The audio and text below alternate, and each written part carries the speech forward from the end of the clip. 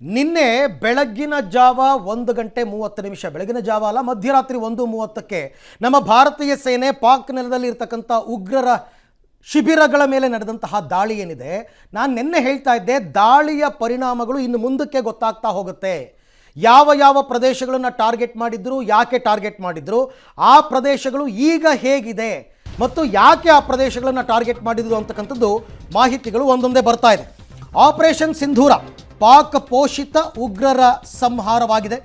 ಉಗ್ರರ ಸ್ವರ್ಗ ಅಂತಲೇ ಕರೆಸ್ಕೊಂಡಂತಹ ಜಾಗಗಳು ಇವೆಲ್ಲ ಉಗ್ರರ ಅಡಗು ತಾಣಗಳು. ಇದರ ಮೇಲೆ ಏರ್ ಸ್ಟ್ರೈಕ್ನ ಪ್ರಹಾರವಾಗಿದೆ. ಅದರಲ್ಲೂ ಪ್ರಮುಖವಾಗಿ ಜೈಷೆ ಮೊಹಮ್ಮದ್, ಲಷ್ಕರ್ ಎ ತೊಯ್ಬಾ ಪ್ರಧಾನ ಕಚೇರಿಗಳು ಸರ್ವನಾಶವಾಗಿಬಿಟ್ಟಿದೆ. ಈಗ ನೋಡಬೇಕು ನೀವು ಅಲ್ಲಿನ ವಿಡಿಯೋಗಳನ್ನ, ಫೋಟೋಗಳನ್ನು.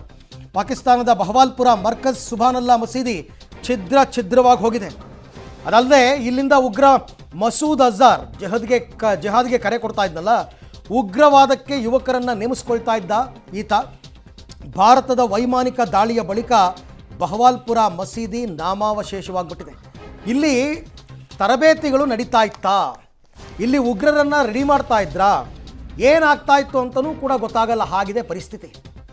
ಅಲ್ಲಿನ ದೃಶ್ಯಗಳು, ಏಕೆಂದರೆ ಅಲ್ಲಿ ನಿನ್ನೆ ಬೆಳಿಗ್ಗೆ ಎಲ್ಲ ತುಂಬ ಅಲ್ಲಿ ಅಲ್ಲಿ ಅಲ್ಲಿ ತುಂಬ ಜನ ಗಾಯಗೊಂಡಿದ್ದರು, ತುಂಬ ಜನ ಮೃತಪಟ್ಟಿದ್ದರು. ಅದನ್ನು ಅವ್ರನ್ನ ಕ್ಲೀನ್ ಮಾಡೋದೆಲ್ಲ ನಡೀತಾ ಇತ್ತಲ್ಲ ಕಾರ್ಯಗಳು, ಅದೆಲ್ಲ ಮುಗಿದ ಮೇಲೆ ಈಗ ಬರ್ತಾ ಇದೆ ನೋಡಿ ದೃಶ್ಯ.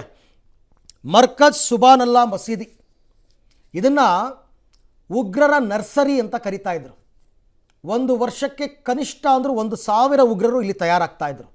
ಮೇಲ್ನೋಟಕ್ಕೆ ನಾವು ಧರ್ಮ ಬೋಧನೆಯನ್ನು ಮಾಡ್ತೀವಿ, ಮದ್ರಸಾ ನಡೆಸ್ತೀವಿ, ಶಾಲೆಗಳನ್ನು ನಡೆಸ್ತೀವಿ, ವಸತಿ ಪ್ರದೇಶ ಅಂತೆಲ್ಲ ಹೇಳ್ಕೊಳ್ತಾ ಇದ್ದ ಜಾಗ 83 ಎಕರೆ ಪ್ರದೇಶದಲ್ಲಿ ಅತಿ ದೊಡ್ಡ ಉಗ್ರ ನೆಲೆ ಇದು. ಇದನ್ನು ಬಿಟ್ಟರೆ ಇನ್ನು ಮಿಕ್ಕಿದೆಲ್ಲ ಸ್ವಲ್ಪ ಸಣ್ಣ ಸಣ್ಣದೇ.